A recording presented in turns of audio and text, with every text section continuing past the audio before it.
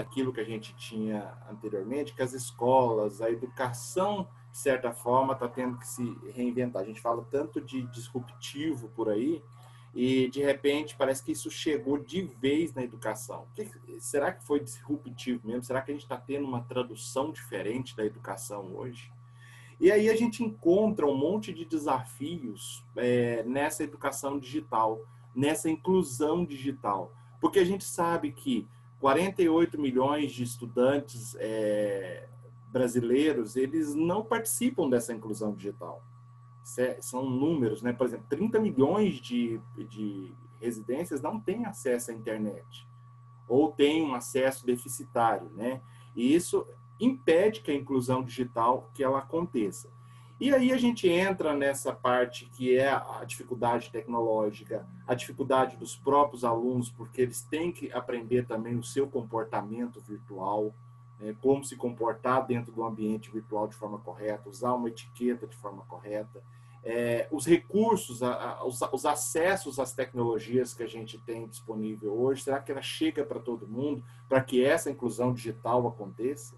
Os nossos professores estão treinados para poder, estão capacitados para que essa inclusão digital aconteça?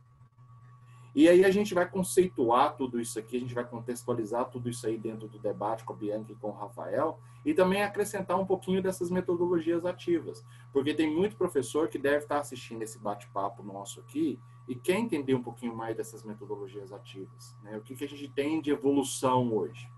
Então eu quero começar esse papo fazendo uma, vamos dizer assim, uma provocação.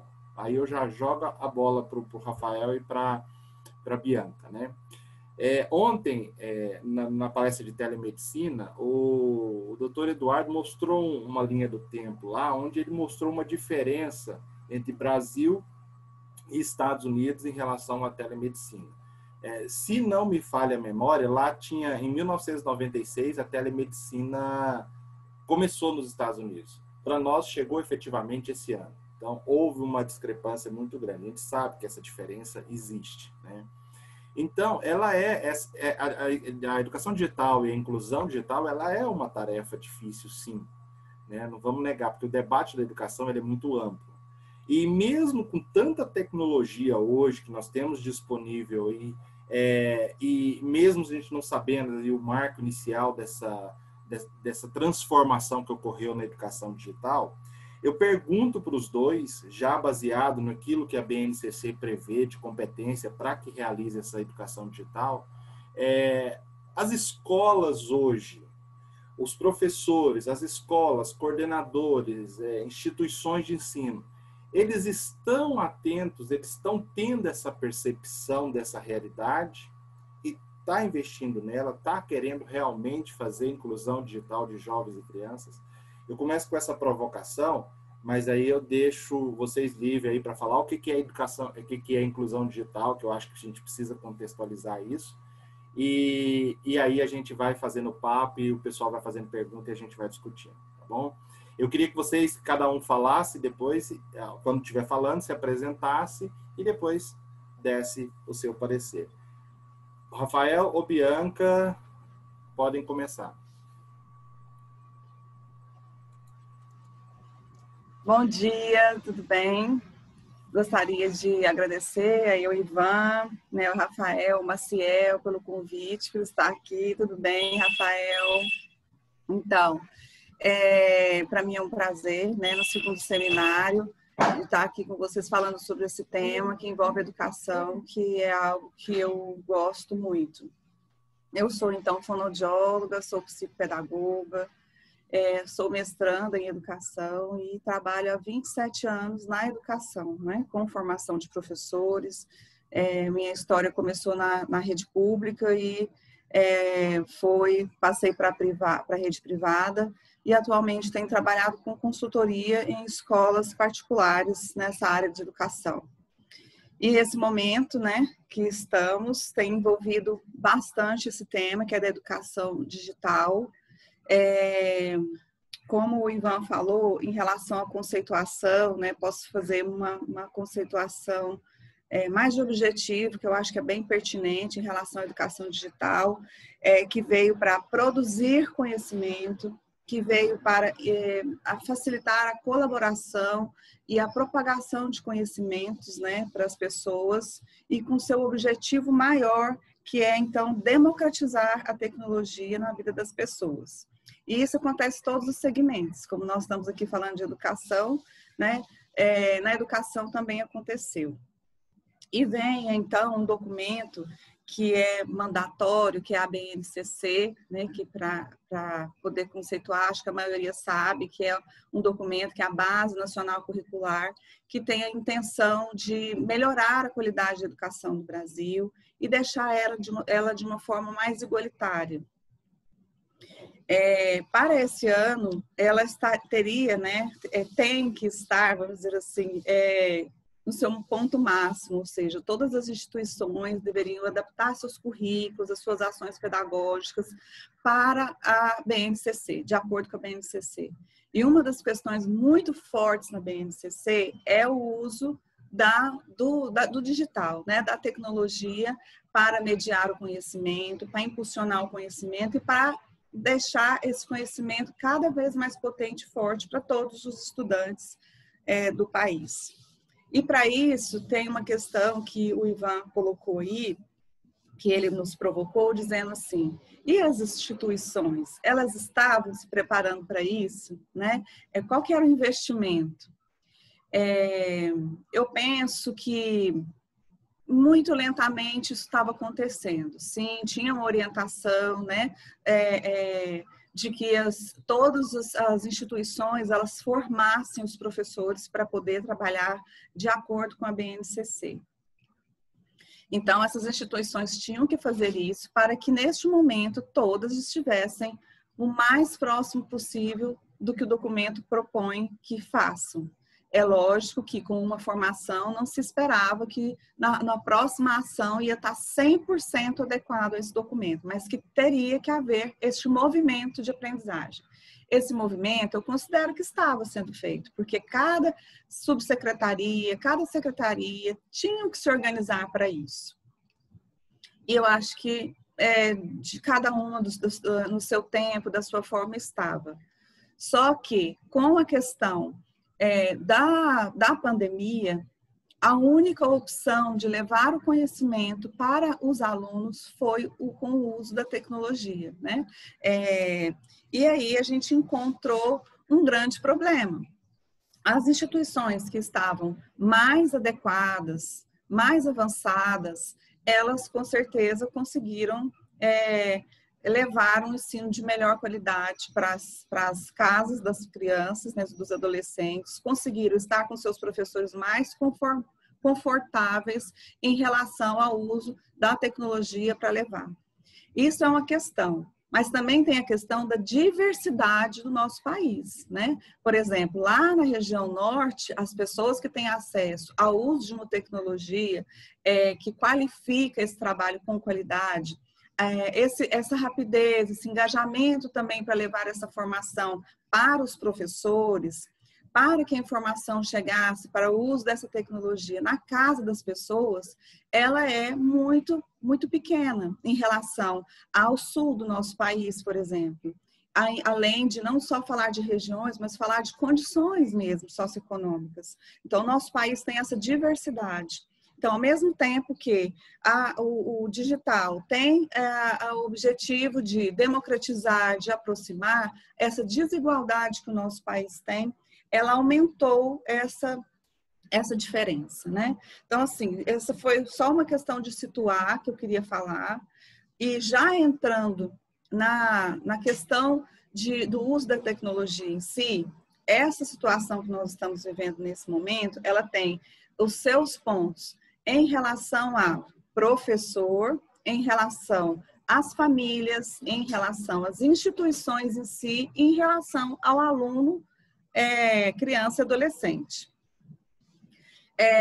As crianças, eu começo falando das instituições e aí eu reforço a questão de que algumas estavam um pouco além, mais preparadas, outras não, umas com mais condições e outras com menos condições, e todas tiveram somente essa opção. Então tiveram que se reinventar, algumas ficaram esperando, né? Se não, vai voltar, e vamos deixar para dar aula depois quando voltar. Só que esse vai voltar nunca acontece, né? As crianças, os alunos já ficaram prejudicados por esse tempo de espera e agora foram pensando em formas, entenderam que, né, descobriram e identificaram que a televisão, os programas, rádios também poderiam ser um meio para levar o conhecimento mais próximo para alguns estudantes, que é um direito deles, né? Então a gente tem que se engajar da melhor forma para que isso aconteça.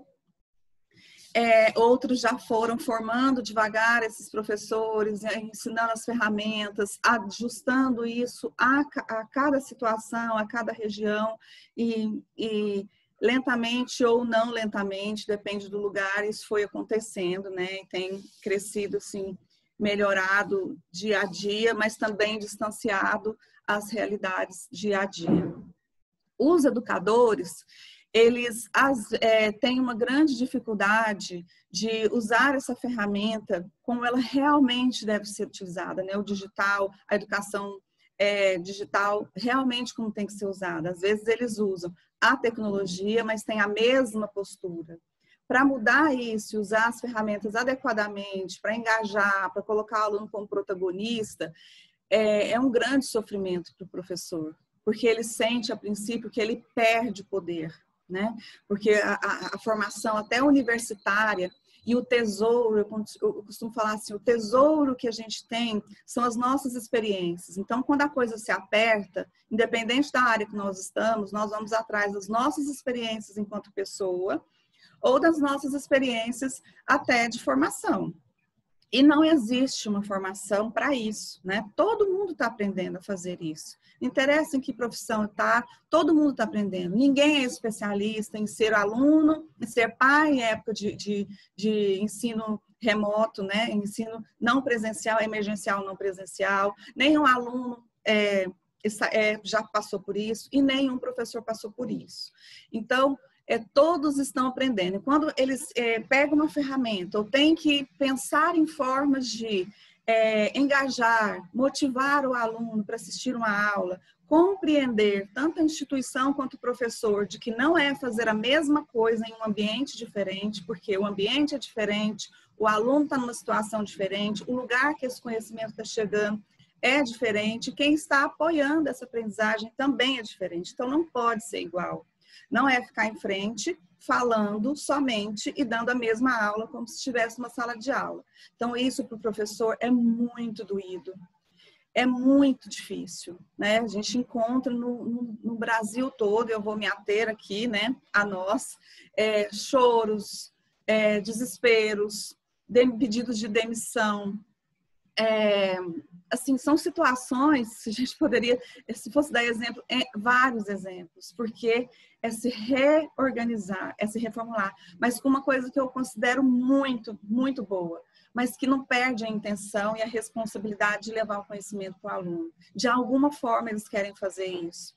E existem histórias lindas por aí, né? Professores que entram no seu carro e vão atrás de um Wi-Fi e dão aula dentro de carro. Professor que não tem nada disso, escreve no carro ou leva a lousa para a porta da casa da criança, tudo na tentativa de levar o conhecimento. Então, assim, para o professor, está sendo muito difícil. Os cursos para formar são também numa linguagem diferente, que também estão usando a tecnologia, a educação digital, é um jeito diferente de estudar, perde aquilo que para o professor é muito importante, que é a proximidade, é o físico, e o conhecimento tem que mudar de lugar, não é mais. Isso já era algo que a BNCC estava propondo. O professor não é dono do conhecimento, ele não é protagonismo o tempo todo. Então, isso já estava sendo, mas dentro da zona de conforto do professor, e de repente não. Teve que, pronto, agora é tudo diferente, não tem como, não tem mais o seu tempo, tem que ser nesse modelo. Então, o professor foi muito difícil. E aí agora eu passo para os alunos, né, fazendo rapidamente. Como é que foi então para os alunos? Os alunos, ok, maravilhoso, agora nós vamos usar aqui o material que nós mais gostamos, né, os tablets, os celulares, os computadores, vamos estudar, não precisa ficar lá na sala de aula, posso ficar na minha casa, sim, mas é usar agora a ferramenta para um outro objetivo. Não é mais para se divertir, para entretenimento. É aprender a usar a ferramenta e recursos dessa ferramenta como material para a construção de conhecimento e aprendizagem. Isso também foi um grande desafio. Nós, né, perde a proximidade, que isso para o adolescente principalmente é muito difícil, né? Não estar de férias, estar sobre o olhar da família, de certa forma, que antes era todo do professor, o professor ajustava, então para eles também foi desafiador, né? Ter assim, a relação de aprendizagem com o adulto de referência próximo, que é a família, dentro da casa e num dispositivo que eles gostariam de estar fazendo outra coisa. Para os adolescentes e para as crianças foi muito difícil. Ter que lidar também com a insistência de se colocar um formato igual ao da sala de aula para eles, né? Às vezes terem que ficar sentados ali uma manhã toda. Não é possível, né? Nós adultos não conseguimos assim. Então tem que ter esse algo mais, que o professor às vezes tem dificuldade ainda de buscar formas e que o aluno também tem dificuldade de lidar com essa linguagem que para eles é tão tranquila, mas para um outro objetivo que eles estão aprendendo. Aí, por último, eu também falo das famílias, né? As famílias, elas têm as suas ocupações, os seus afazeres, e por isso tem a escola, que era a instituição que tomava conta disso, e que tinha mesmo que tomar conta. Agora, eles continuam tendo que fazer o seu trabalho, ou ir para o seu trabalho, e ainda serem aí colaboradores em relação ao processo de aprendizagem de seus filhos, organizar, às vezes, um dispositivo para 8, um dispositivo para 2, em uma escola que não está pensando nisso às vezes, que tem, às vezes, um dispositivo e as aulas no mesmo horário. Né? Porque às vezes a gente fala de realidades onde você tem 2, 3 filhos, mas você tem vários lugares, a família pode colocar cada criança num lugar, um computador. Essa não é a realidade do nosso país. A realidade do nosso país é um dispositivo na casa, às vezes, que o pai tem que levar para o trabalho e ficam 8 crianças que não conseguem se organizar. Às vezes o filho mais velho tendo que administrar isso em casa. Então, assim, é um momento muito delicado que nós estamos vivendo para todas as partes. Assim, eu quis começar essa conversa dizendo isso, que para as famílias é muito difícil, para os alunos, né, crianças e adolescentes, é muito difícil, e para a instituição é muito difícil, e para os educadores é muito difícil, muito delicado. E que a inclusão digital foi a grande saída, mas também pode ser o grande distanciador dessa realidade em relação à educação. E como a gente está falando de educação, aí eu também chamo a atenção, por exemplo, para os bem pequenininhos, né? Que às vezes são impostos a ter que ter este modelo de aula por vontade, muitas vezes, da família, de achar que se ela não ficar, às vezes, um tempo em frente à tela, para estar com o professor mais tempo, ela vai ficar prejudicada. E a criança muito pequena, ela não precisa disso, né? Ela pode ser orientada através da família, e o que ela precisa são de outras coisas. Mas em relação a essa defesa da escola, eu vou deixar mais para o final. O que eu quis trazer mesmo foi as dificuldades desse momento, como que a educação, a inclusão digital, ela pode ser muito positiva, necessária, importante, tem ajudado bastante, mas tem um grande aprendizado aí, né? Por trás, desafiador para todas as partes que estão vivendo esse momento. Então, eu tinha isso para começar. Bianca, antes de eu passar a palavra para o Rafael, saiu uma pergunta aqui até do Rafael Maciel, que eu acho que é bem pertinente a gente responder ela agora, rapidinho, antes da gente falar. E aí, Rafael, são dois Rafael, não, Rafael Maciel, que é o presidente, e o Rafael Parente, que é o nosso debatedor aqui. Antes de passar aí, eu faço a pergunta para a Bianca, Rafael, e se você quiser complementar a resposta também, sem problema nenhum, tá bom? A pergunta é o seguinte, há estudos que a modalidade online é mais cansativa. Será que temos que submeter a essa mesma carga? Quais serão as consequências disso e também, ou principalmente, do isolamento social do ponto de vista do preparo dos estudantes para lidar emocionalmente com os desafios da vida? Será que vamos ter uma geração mais sensível emocionalmente ou menos resiliente?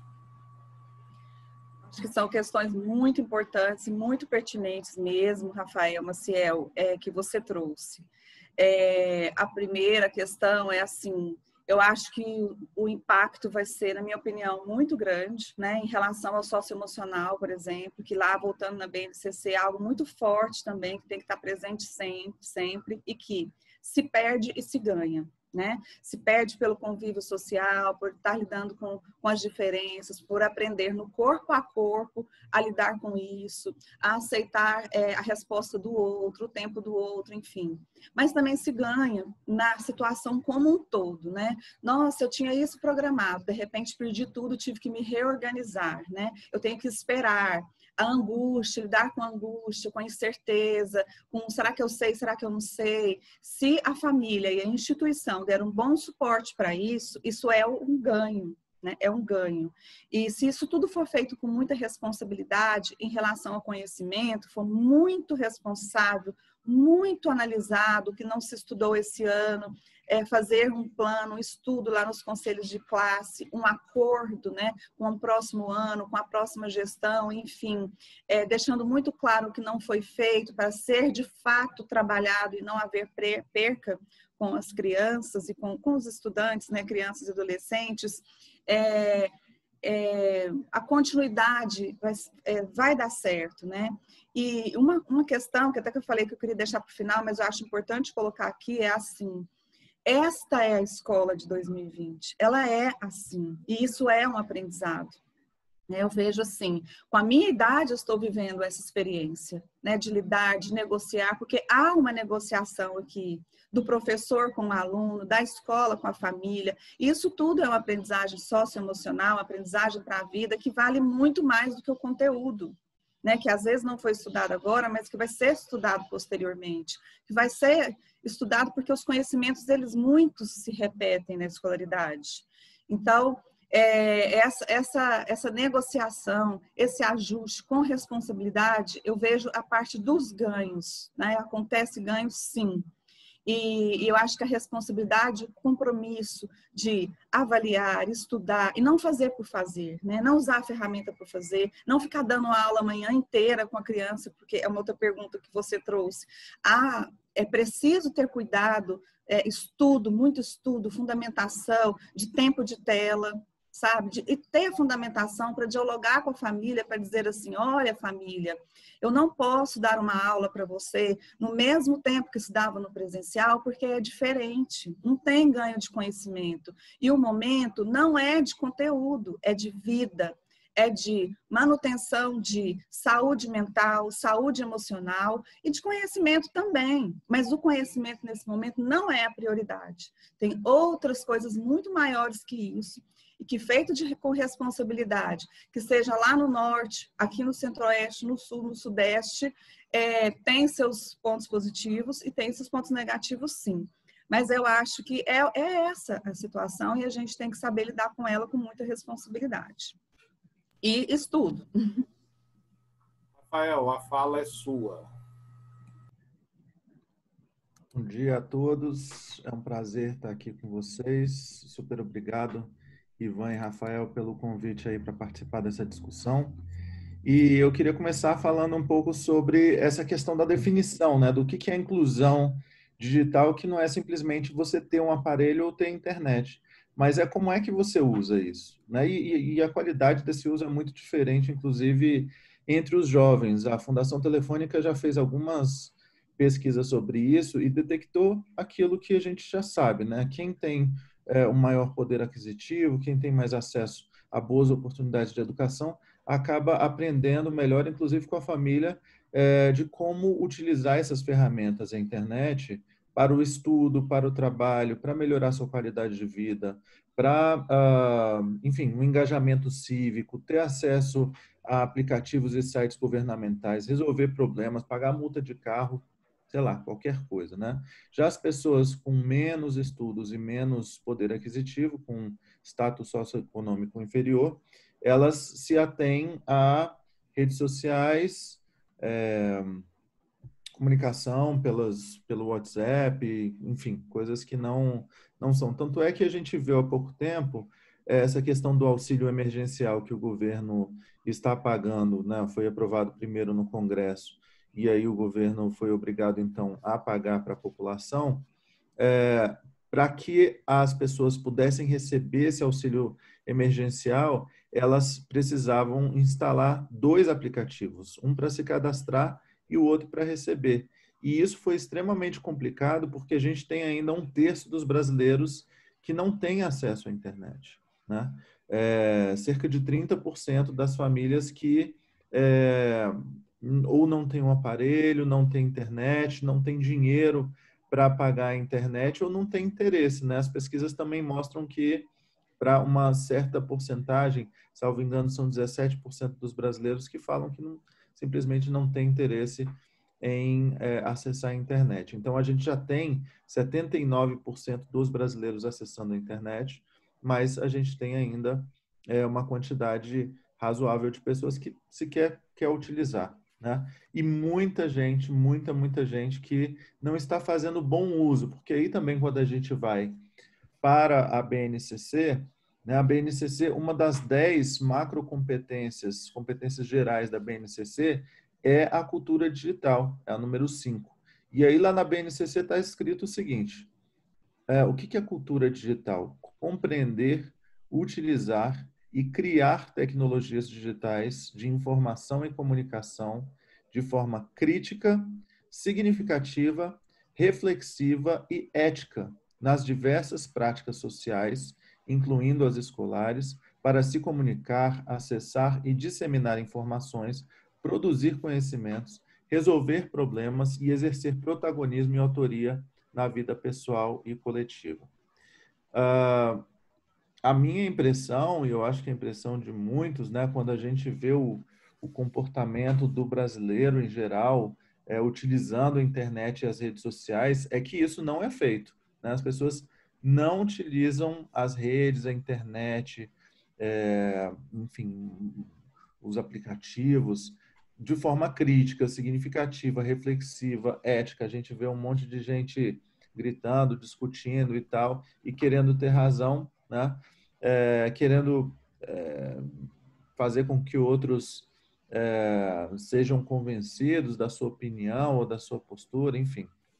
Então, ainda falta muito, muito mesmo para a gente ter uma cultura digital efetiva no nosso país, né? Então, o meu ponto é esse, assim, a inclusão digital não é só o acesso aos aparelhos e à internet, mas é ter uma cultura digital efetiva. E, na minha opinião, nós estamos ainda muito, muito, muito longe de termos essa cultura digital no nosso país, né? Mesmo em 2011 foi o ano que a ONU declarou que a inclusão digital, que o acesso à internet é um direito humano fundamental, porque é um acesso a informações, porque é um acesso aos seus direitos, porque existe um reconhecimento da importância da internet para que você tenha qualidade de vida. E as pesquisas internacionais também mostram que existe uma correlação entre mais internet e mais qualidade de vida, inclusive mais engajamento cívico, mais oportunidades de estudos e de trabalho, e até de mais felicidade. Então, eles conseguiram detectar também que aqueles países, em geral, que têm mais conexão, as pessoas também são mais felizes, né? Agora, como é que está a nossa realidade aqui das nossas escolas e dos brasileiros? O Ivan colocou, a gente tem 4,8 milhões de crianças e adolescentes que não têm acesso à internet. Nós temos 1/3 das famílias que não têm acesso à internet. Para a gente ter noção, gente, mais de 10 mil escolas brasileiras no nosso país, no Brasil do século XXI, não tem sequer um banheiro dentro do prédio da escola. Mais de 10 mil escolas. Cerca de 20 mil escolas não têm energia elétrica constante nas escolas, né? E metade das nossas escolas ainda não tem não estão ligadas ao sistema de saneamento básico, né? Então, fica evidente que a gente não prioriza com as nossas políticas públicas e a nossa divisão orçamentária, a nossa organização orçamentária, essa questão de infraestrutura das escolas e infraestrutura tecnológica também, né? Outro dado aqui é que 39% dos alunos das escolas públicas, quase 40%, não tem PCs, não tem notebook e nem tablet para estudar. Agora, isso é de agora, de 2000, o TIC Educação 2019 constata ainda que nas escolas rurais, apenas 40% delas têm um PC ou uma conexão à internet.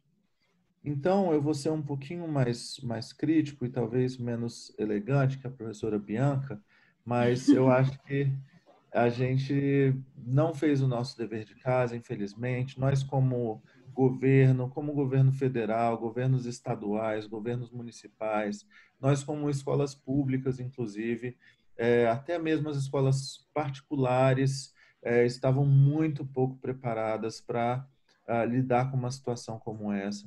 Nós já sabíamos da importância de integrar as tecnologias, inclusive a educação, porque os estudantes podem aprender de qualquer lugar e a qualquer hora. Então, a gente quebra os limites de tempo e espaço quando a gente usa a tecnologia. A gente engaja mais as crianças e os jovens, porque é a linguagem deles. Eles estão sendo bombardeados de tanta informação, de tecnologia. Está todo mundo hoje acostumado e viciado. Está todo mundo viciado em celular e a gente nem faz essa utilização de forma crítica, né? Essa discussão não vai para dentro da escola. E que eu acho que seria o pulo do gato, os algoritmos e a inteligência artificial, com as plataformas adaptativas de ensino, vão ajudar os professores a conhecer melhor as suas forças, as suas fraquezas, os seus interesses, e dizer, olha, esse aluno aqui ele precisa de mais reforço nisso. Porque na nossa realidade de Brasil também, a gente tem professores com turmas de 20, 30, 40 alunos, às vezes 50 alunos na mesma turma, e na prática, impossível para um professor conhecer aquele aluno de perto. O que ele gosta, o que ele não gosta, de que forma que ele aprende melhor, o que ele aprendeu de verdade. Se a gente pensar nas provas, as provas têm lá 10 questões que vão testar só uma parte daquilo que foi trabalhado durante um período específico, e é uma avaliação que é parcialmente efetiva, ela não é totalmente efetiva. Já se os alunos começam a utilizar essas plataformas e jogam e fazem atividades, etc., o sistema vai gerando dados que vai criando um relatório sobre o quanto que aquele aluno está aprendendo ou deixando de aprender. Então, na minha opinião, o grande pulo do gato é esse. Agora, para que a gente consiga implementar políticas públicas efetivas de inclusão digital, de educação digital, de cultura digital, como diz a BNCC, a gente precisa de algumas coisas. Primeiro, olhar para a questão da infraestrutura. Não adianta eu comprar os computadores, tentar colocar a internet, se a hora que eu ligar todos os computadores, eu já vi isso acontecendo, tanto no Rio de Janeiro quanto aqui no Distrito Federal, e aí só para lembrar, eu acabei não me apresentando, mas eu fui subsecretário de Educação no Rio de Janeiro, fui secretário de Educação aqui do DF e sou PhD em Educação pela Universidade de Nova York. Mas eu vi isso acontecendo tanto nas escolas do Rio quanto em escolas aqui. Você liga o ar-condicionado, liga os computadores, o que acontece com a energia da escola? Cai, da escola toda, né? Então, não adianta você comprar um monte de máquinas e tal, instalar, se você não viu nem a parte lógica, nem a parte elétrica, não foi atrás daquela infraestrutura que é básica, que é mínima, que precisa estar lá antes de você instalar esses equipamentos. Então, essa infraestrutura, a gente precisa olhar para todos os detalhes. Tem tomada para todo mundo? Que horas que vai recarregar os computadores? Como é que vai ser? A Wi-Fi está chegando lá na sala de aula? Ela é estável? Se a gente liga todos os computadores ao mesmo tempo e todos estão assistindo o vídeo, a internet aguenta? Enfim, são várias coisas que precisam ser vistas e pensadas na hora da infraestrutura.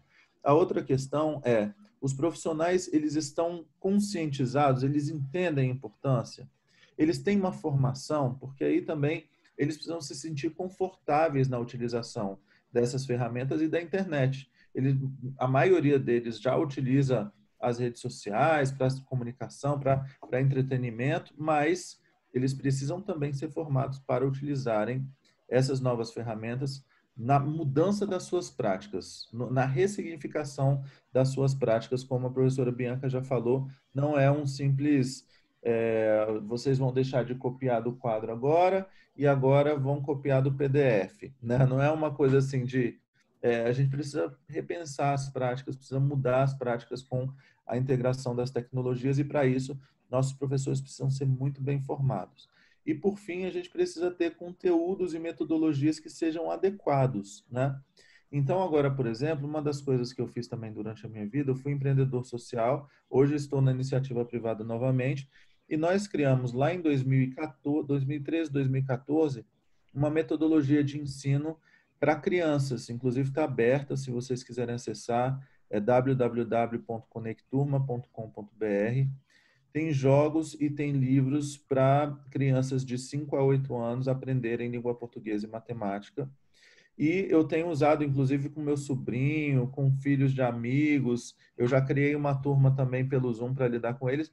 E é diferente, porque quando você tem desenho animado, você tem videoclipes musicais, você tem jogos digitais, e eles querem saber o que vai acontecer na história ali com aqueles personagens, você não precisa ficar pedindo para a criança, não, presta atenção aqui, volta aqui, porque em muitas aulas, e aí eu estou falando de novo de situações familiares que eu tenho visto aí das escolas se esforçando, está todo mundo se esforçando para fazer a aula dar certo.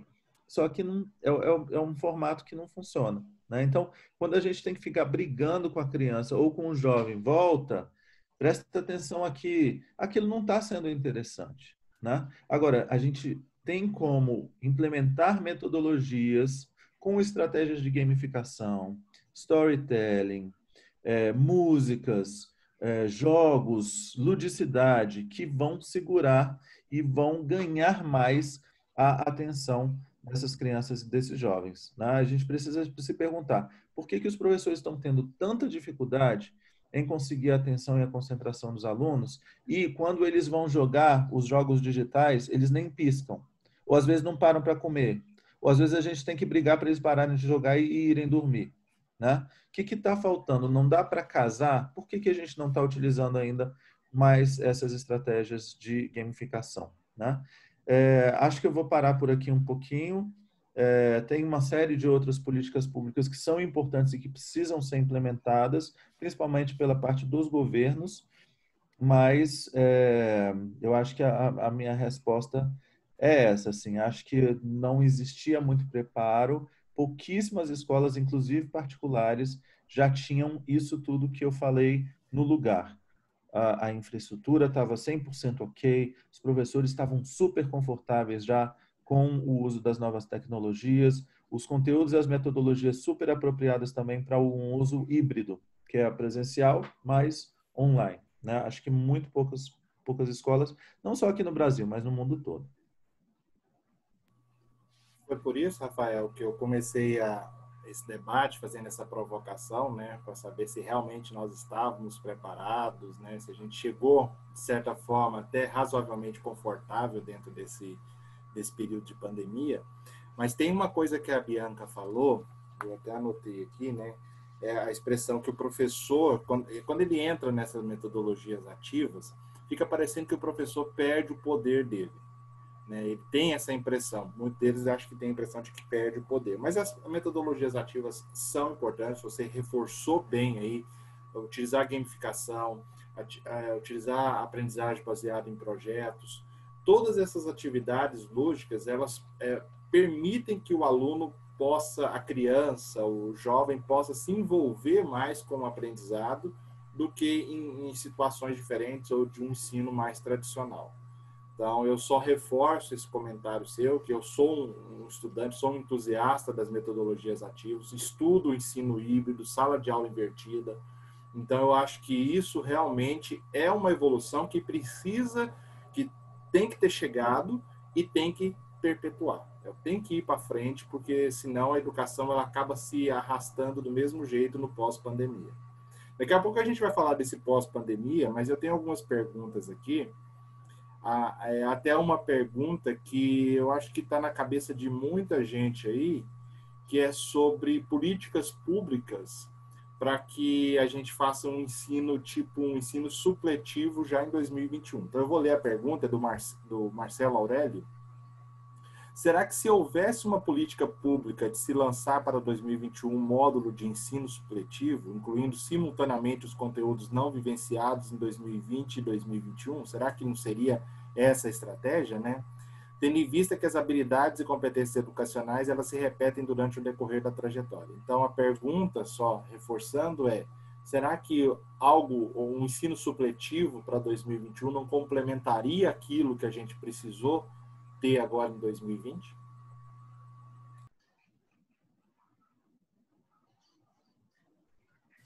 Eu não sei se a pergunta é para mim ou para a Bianca. Eu não sei se a Bianca quer começar respondendo. Os dois, não, eu acredito. Depois eu quero falar. Até tinha anotado aqui, mas eu acho que eu deixo sempre as políticas públicas para você, Rafael. Bom, logo no começo da pandemia, eu comecei a escrever alguns artigos e eu dizia o seguinte: a gente precisa pensar em soluções high-tech, low-tech e no-tech, justamente por conta das desigualdades que a gente tem sociais, econômicas e educacionais no nosso país. Quando a gente faz um intervalo das experiências educacionais, a gente tem uma série de problemas. Para as crianças mais pobres, né, de status socioeconômicos mais baixos, a gente tem inclusive questões relacionadas à insegurança alimentar. Tem crianças que vivem em casas com problemas de violência, né? Tem crianças que só se sentem bem e seguras quando estão nas escolas. Então, tem essas questões, mas tem outras questões. Por exemplo, tem uma série de pesquisas mais internacionais, eu não vi ainda uma pesquisa nacional abrangente e séria nesse sentido, mas que calcula quanto do que foi aprendido é esquecido, é perdido durante as férias escolares, né? Então, as pesquisas americanas, por exemplo, falam que como as férias deles lá têm cerca de 2 meses, mais ou menos 15%, dependendo do ano, quanto mais você está próximo à universidade e principalmente nas matérias de exatas, você esquece, você vai aprendendo e é cíclico e é fato isso, né? Algumas competências e habilidades se repetem sim, mas quando você para de estudar, você esquece, né? E se a gente deixa um período muito longo, a gente tem que lembrar que isso não é só para quem vai fazer o Enem agora. E precisa se lembrar das fórmulas matemáticas, dos conceitos de química, física, dos fatos de história do Brasil e do mundo, mas também para as crianças que estão no processo de desenvolvimento de letramento, de alfabetização, de letramento matemático inicial, porque isso também exige memória e lembrança. A gente precisa lembrar qual letra que é aquela, que som que ela faz, como é que eu escrevo esse número? Eu escrevo para o lado de cá ou para o lado de lá? Então, isso tudo é um desenvolvimento que pode ser perdido se a gente não continua, de alguma forma, com as experiências educacionais. E, por isso, aquilo que a Bianca também falou, a gente precisa ter, sim, as plataformas digitais, mas a gente precisa lembrar especialmente desses alunos mais pobres e precisa investir mais em canais de TV aberta, rádio, de preferência casados com material impresso que chegue na casa do aluno. Ou seja, que ele possa assistir uma aula lá na casa dele, que ele possa ver o professor dando a explicação daquela matéria e depois corrigindo aqueles exercícios que estão na apostila que ele recebeu. Então, essa é a forma como eu tenho sugerido para secretários de educação que eu tenho acompanhado durante essa pandemia. Eu não acho que a gente deveria assumir que, por conta da pandemia e da suspensão das aulas, a gente não tenha de passar por experiências de aprendizagem importantes desse ano. Eu acho que, sim, o que o Rafael Maciel perguntou, inclusive, é importante destacar, é muito mais cansativo. Eu não sei quem de vocês tem tido várias reuniões por Zoom e pelo computador por dia, mas é muito mais cansativo. Pela tela, pelo brilho, por uma série de questões, é mais cansativo para nós, inclusive, ficar durante 8 horas em reuniões virtuais, aqui, como a gente está fazendo agora, do que em 8 horas de reuniões presenciais. É mais cansativo nas reuniões virtuais. Então, a gente precisa lembrar disso para os alunos também. Então, a gente precisa condensar o currículo, pensar no currículo, o que é mais importante do currículo. Inclusive, tem alguns institutos e fundações que têm já feito esse trabalho. Então, tem o Instituto Foco, por exemplo, Fundação Roberto Marinho, que tem pego a BNCC e falado assim, o que é o mais importante de se aprender nesse ano? São essas competências e habilidades. Então, vamos focar nelas, vamos diminuir o tempo das aulas, vamos diminuir o tempo das atividades, mas vamos ter certeza que aquele básico do básico a gente vai conseguir desenvolver ainda durante esse ano. Eu acho interessante a ideia do supletivo, mas eu acho que o que a gente não pode fazer é achar que a gente pode simplesmente cancelar o ano letivo de 2020, porque isso vai aumentar muito as desigualdades educacionais. Enquanto os alunos que têm mais computadores, têm internet, têm o seu quarto, eu estou aqui no meu quarto, eu tenho um lugar que eu posso estudar numa boa, tem silêncio, eu tenho meu computador, tenho uma internet de qualidade. Mas a gente tem muitos brasileiros que não tem nada disso, não tem sequer um lugar quieto dentro de casa para poder sentar, não tem uma mesa de estudo, né? Então, a gente precisa lembrar disso e lembrar que eles também precisam continuar tendo experiências de aprendizagem, ou a gente vai aumentar ainda muito mais as desigualdades educacionais, o quanto que o aluno mais rico está aprendendo e o aluno mais pobre está aprendendo nesse momento. Acho bem interessante que... E outra coisa que a gente tem que lembrar, não sei se foi o Marcelo Aurélio que perguntou, né? É o seguinte, a gente não vai voltar de uma vez, né? A gente mal sabe se essas vacinas de fato vão funcionar, quando é que elas vão chegar. Então, muito provavelmente, o ano de 2021 também não vai ser um ano 100% normal. Ele provavelmente vai ser um ano atípico também, e a gente vai precisar também fazer algumas adaptações. Provavelmente vai ser um ano mais híbrido do que presencial.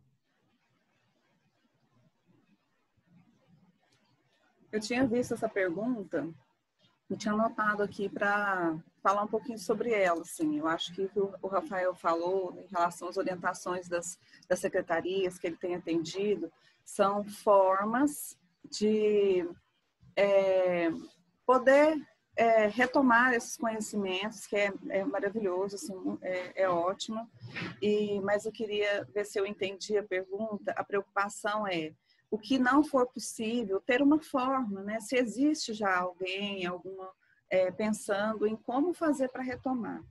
O Conselho Nacional de Educação, ele fez um documento onde ele norteia, né? Onde ele sugere formas de lidar com todas as situações desse momento que nós estamos vivendo. E ele orienta que os conselhos estaduais e municipais normatizem isso que ele orientou lá, e isso tem sido feito. E aí, cada estado, cada município, pegando esse documento, vai criando formas de se normatizar essas orientações. E uma delas, Marcelo, é assim: as instituições de ensino, né, os sistemas precisam encontrar formas de retomar os conhecimentos que foram ensinados no ensino não presencial, aquilo que foi decidido, como o Rafael falou, de que este ano nós não vamos dar a matéria tal, o próximo ano que isso seja agregado ao currículo. Por isso, até o que o Rafael colocou, de que não é só esse ano que vai ser um ano diferente na educação, o ano que vem também. Porque o ano que vem não vai ter que dar conta só do seu currículo, do seu ensino, da série que é pertinente, daqueles que o aluno está, mas também vai ter que resgatar outras coisas que ficaram para trás. Então, lá já está escrito que, durante esse período, as instituições precisam ir constantemente avaliando seus alunos na individualidade, vendo como eles conseguiram lidar com o conhecimento ou não, quem conseguiu receber o conhecimento em casa ou não, e ir encontrando formas de oferecer maneiras de resgatar esses conhecimentos. E para 2020, talvez até 2022, ter um programa, as instituições precisam pensar em programas, e aí já é isso, esse trabalho que o Rafael já tem começado a desenvolver com alguns municípios, que ele mencionou, de formas de garantir o mais próximo possível, pelo menos, daquilo que não foi possível agora, nessa situação que nós estamos vivendo, no regime emergencial de ensino do ensino não presencial. Então, eu tinha até anotado para colocar isso e eu não sei se consegui responder. Outra coisa que eu achei importante colocar aqui é a questão do analfabetismo, né? Nós estamos num país que tem mais de 11 milhões de analfabetos, de leitura e escrita. Imaginem vocês quantos analfabetos digitais nós temos, né? Que é fundamental para isso. E aí eu vou chamar a atenção, por exemplo, eu acho que eu sou semi-analfabeta digital. Agora pensa, as instituições de ensino, nas questões que o Rafael colocou, extremamente pertinentes. Porque eu compro um monte de computadores, ou eu recebo do Estado um monte de computadores, eu chego lá, quero colocar. Ué, mas espera aí, cadê a tomada? Nossa, a minha tomada não combina o plug do computador com esse, aí tem que gastar dinheiro com isso, mas aí a instituição não recebeu o dinheiro, verba. Aí não tem. Nossa, e a internet? Quando eu coloco todas as crianças sentadas nessa sala, a internet não roda um vídeo do YouTube. Então, isso eu acho que é um analfabetismo da instituição de ensino para receber a tecnologia. Aí vem o professor que tem que, de repente, encontrar formas, né, como a gente está colocando aqui, de manter a atenção do aluno, trabalhar as metodologias ativas em um ambiente diferente, enfim. E não tem o recurso. Então, é uma questão de analfabetismo digital. O aluno que fica um monte de tempo em frente ao computador para jogar, porque é uma linguagem que envolve, ela não tem fim, né? É igual a linguagem do Netflix com séries. Você não cansa. Não cansa. Mas depois, se você assistir um documentário, às vezes você já não está muito atrativo, você não quer, porque a linguagem é diferente. Totalmente diferente da linguagem de uma aula, principalmente se o professor for um semi-analfabeto virtual, que não usa uma linguagem atrativa, mudar o recurso de 20 em 20 minutos, ou de 30 em 30 minutos, enfim. E isso para aqueles que têm a tecnologia. E para quem não tem tecnologia, como o Rafael colocou, assim, eu tenho alguns contatos com municípios assim, do Brasil e outro dia conversando com ela falou assim, não consigo pensar, porque o meu aluno não tem moringa d'água na casa dele para tomar água, né, da secretaria. Não tem energia da geladeira, ele só tem o rio para beber água. E aí o ônibus para levar o material na casa dele está estragado, não tem como levar. Então, assim, é uma distância muito grande, mas eu quis falar da questão do analfabetismo digital, que é importante, muito importante. A gente tem quem não sabe ler e escrever. E muito mais, então, quem não sabe não é alfabetizado digitalmente. Né? Quantas pessoas tiveram que correr atrás dessa alfabetização? Instituições para instalar os dispositivos e para escolher os melhores recursos, professores para encontrar e diversificar a linguagem, porque o aluno, para ficar mais tempo, tem que ter linguagem, e os alunos para aprender a lidar com essa nova linguagem, que é aquele desafio que eu falei lá no começo, né? Então, eu quis tocar isso, né, em relação à alfabetização. E também, em relação, outra questão que eu queria colocar, é assim,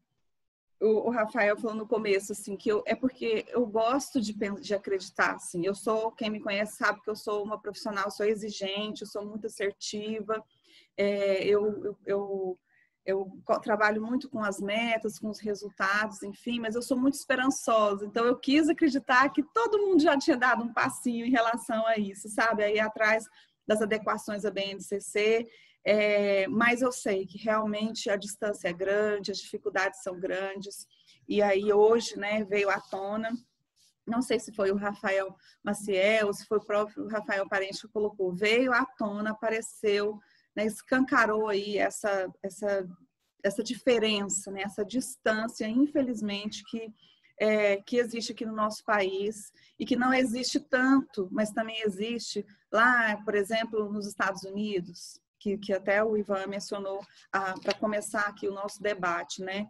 Então, assim, existe lá também, mas não tão gritante, não tão diverso, porque o nosso país é grande e é muito diverso. Então, eu queria colocar esses aspectos. Rafael, você quer complementar alguma coisa? Não, acho que eu... Então eu vou provocar aqui de novo, né? Quando a gente está lá no IGDD, nós falamos de educação digital, nós temos um núcleo de estudos lá, que é voltado para a educação digital. Inclusive, eu estou coordenando esse núcleo de estudos. E a gente fala desde da própria inclusão digital, até mesmo cyberbullying, etiqueta digital, serve até para adultos, né? Porque tem muita gente que vai acessar, por exemplo, publica informações dentro do Facebook ou de um Instagram que não é educadamente correto, né? Então a gente tenta mostrar para as pessoas também que essa educação ela precisa também passar por uma etiqueta, por uma responsabilidade de publicações e tudo mais, né? A pergunta que eu faço para vocês é a seguinte: a gente sabe que ensinar à distância é uma realidade que funciona, se houver todos os recursos disponíveis para isso, ela vai funcionar. Mas a gente tem que olhar para o lado do aluno também e mostrar para ele que o ambiente virtual, a gente precisa seguir as mesmas regras do ambiente físico, né? Então, a gente precisa, de certa forma, educar o aluno que essas relações no ambiente digital são bem parecidas são praticamente iguais às que temos na relação física. E isso também envolve valores, envolve respeito, envolve colaboração, envolve tudo isso. Como que vocês têm enxergado isso hoje em relação a essa adaptação aluno para o ambiente virtual? O professor, eu já estou considerando que ele tem que estar mais preparado que o aluno, lógico, né? A gente sabe que tem suas exceções ali. Mas como é que vocês enxergam essa preparação dos alunos, ou esse momento que os alunos estão vivendo em ter que seguir a mesma regra no virtual?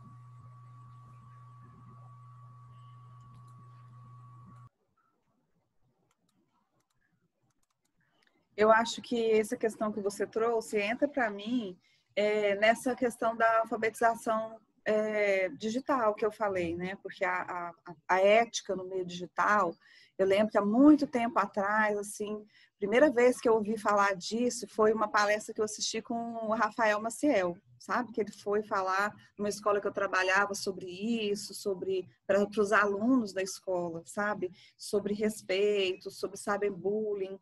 E achei muito potente na época, porque foi assim que começou isso, ele estava assim, como sempre, né, à frente nessa questão da inclusão digital.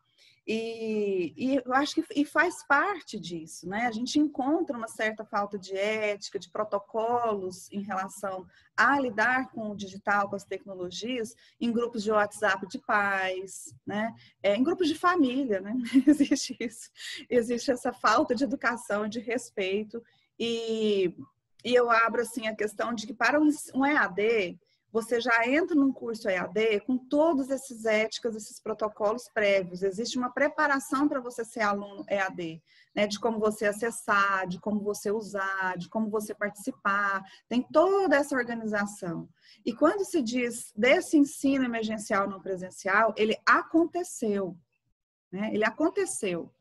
E foram atrás de buscar recursos. Aconteceu em algumas regiões com material impresso, entregar em casa, nem pensaram em tecnologia. Os pais passavam na escola, pegavam material. E outros que estavam mais avançados, sim, já foi para a questão da tecnologia. Mas o primeiro movimento foi, eu tenho que levar conteúdo. Eu tenho que levar o conteúdo, porque a família, a criança tem esse direito, em primeiro lugar, e as famílias vão querer que as crianças continuem estudando, né? Na particular, tinha a questão de ter pagado, de ter compra material, enfim. E ficou para trás isso que é tão importante, né? De como organizar esse horário, de como ajudar a família a organizar uma rotina em casa, cada uma nas suas particularidades, como mostrar possibilidades de aprender, de como, às vezes, ligar, né, o equipamento, entrar na ferramenta, enfim, como se comportar, né, como estar vestido, como luz, enfim, e aí depende, né, do lugar, da região, enfim. Isso ficou para um segundo plano, mas isto é fundamental. Hoje eu vejo muitas escolas dessas que estavam à frente, hoje que elas estão se organizando no protocolo de respeito, de regras, de uso, porque antes elas tiveram que se preocupar emergencialmente de outra forma. Mas eu acho fundamental, eu acho que é um desses aprendizados para a vida que eu falei respondendo aquela pergunta do Rafael Maciel, entendeu? É um dos aprendizados para a vida, porque é algo que a gente vai usar para a vida, que é o uso da tecnologia no trabalho, né, nas relações de trabalho, de estudo, de pesquisa, de social, né, nas redes sociais. Então, esse é um dos aprendizados que é importante, mas que está sendo feito no emergencial, assim, às vezes um pouco atrasado. Bom, tem em outros países e nas escolas, inclusive, dentro do currículo, o tema de cidadania digital. Inclusive porque o mundo está se tornando mais complexo também por conta dos avanços da tecnologia, da utilização das redes sociais, do excesso de informações que a gente recebe todos os dias. E isso está fazendo com que, em boa parte do mundo, inclusive aqui no Brasil, a gente tenha mais casos de problemas com saúde mental, tanto para professores e profissionais da educação, quanto para os estudantes. Então, tem aumentado, infelizmente, o número de doenças, de casos de depressão, de casos de automutilação, de casos de tentativa de suicídio, inclusive dentro das escolas. E isso também está relacionado à má utilização das ferramentas digitais.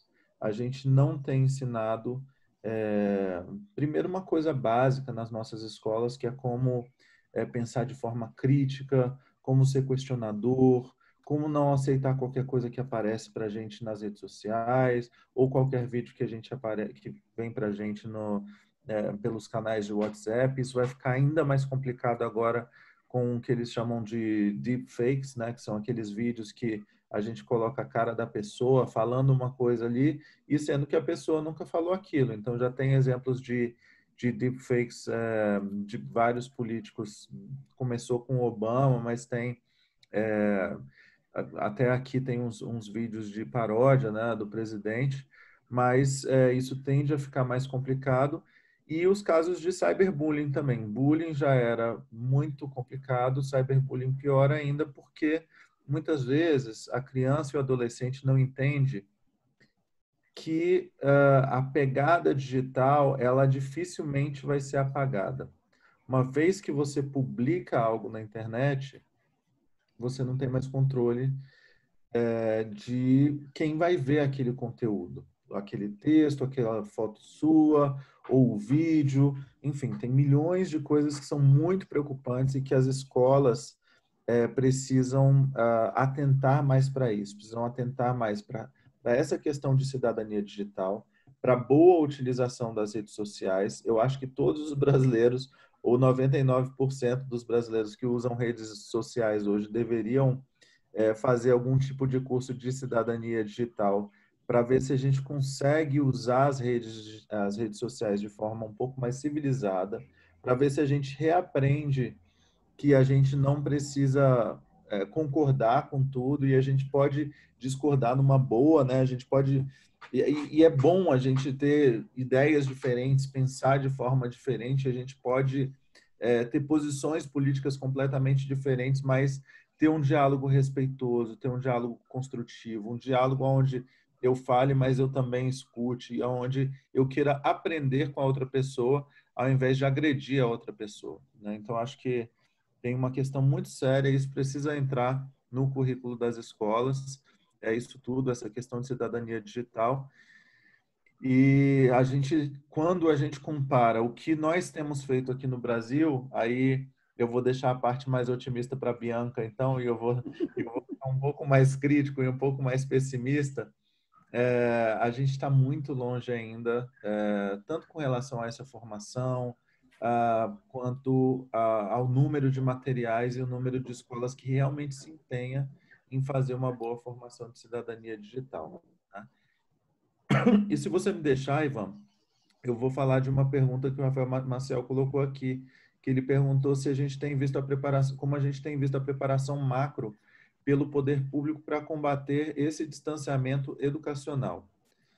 E está muito ruim, Rafael, porque primeiro que a gente tem um fundo, que é o FUST, né?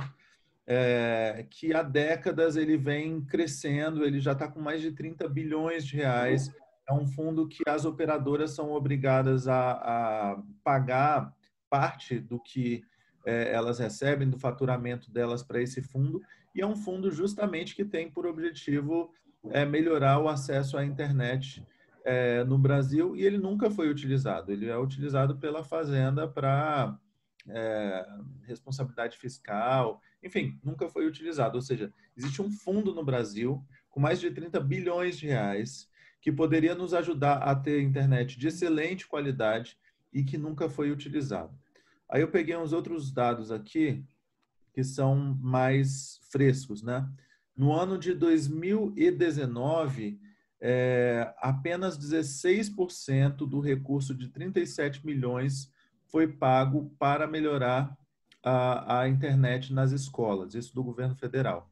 Para o ano de 2020, a gente teria no orçamento 135 milhões previstos para serem empenhados para melhorar a qualidade da internet. E esse ano, mesmo com pandemia, com tudo, nada, 0 centavos desses 135 milhões foi utilizado para melhorar a internet das escolas. Então, é muito triste, né? A gente está vivendo uma pandemia, a gente precisaria... Eu fico olhando, por exemplo, as iniciativas do Peru, que tem feito assim, políticas públicas, educacionais e sociais incríveis de levar a internet para os lugares mais pobres, de distribuição de computadores e tablets. Sabe, a gente tem...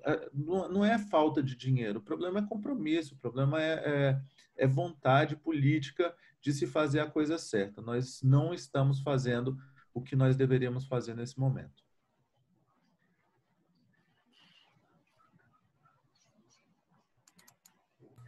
Opa, acho que em relação a isso não dá para ser otimista, não. Sim, eu realmente vejo que não há empenho em relação a esta formação, né, nas escolas de cidadania, assim como não há nenhum empenho de desenvolver essa parceria, esse uso responsável aí para desenvolver as políticas públicas e criar também um órgão que realmente fiscalize aquilo, por exemplo, que foi mandatório na BNCC, né? Se tivesse algo mais próximo ali, eficiente, que às vezes fala, mas tem, mas não é eficiente.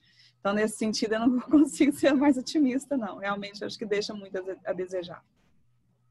Nós temos aí 6 minutinhos para a gente encerrar o nosso bate-papo. Eu vou só ler 2 comentários aqui, e aí eu vou dar um espaço para você, Bianca, para o Rafael, suas considerações finais. Eu sei que o debate é amplo, né? A gente poderia ficar aqui a manhã inteira, mas esse tempinho foi bom para a gente realmente entender um pouquinho mais o assunto, né?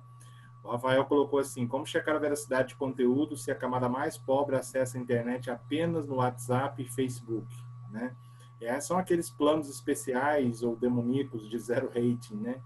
Não consegue sequer acessar o Google porque o pacote não permite, né? Então, tem essa dificuldade. E o Marcelo colocou o seguinte: a grande preocupação no pós-pandemia será a regularização do ensino nos anos da educação básica, uma transição educacional de forma supletiva visando a regularização educacional se dará pela condensação das habilidades e competências necessárias entre os períodos abrangentes da pandemia, né?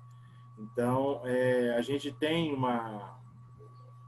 ainda, mesmo com 5 meses de pandemia, a gente ainda é novo em muita coisa. Então, nós temos que estudar mais. Você falou uma coisa muito importante, Bianca, que é o aprendizado que nós estamos levando desse ano. Então, que esse aprendizado seja realmente lições aprendidas para que a gente consiga chegar no ano que vem e inverter o jogo ali, transformar a educação digital, transformar a inclusão digital, introduzir definitivamente as metodologias ativas, fazer um ensino híbrido eficiente, porque aí a gente consegue. 2 minutinhos para cada um fazer as suas considerações finais. E antes de mais nada, eu já agradeço a participação sua, Bianca, do Rafael, que nos atenderam prontamente. O Gererê está de braços abertos aí para vocês. Qualquer dúvida que a gente tiver, pode entrar em contato com a gente.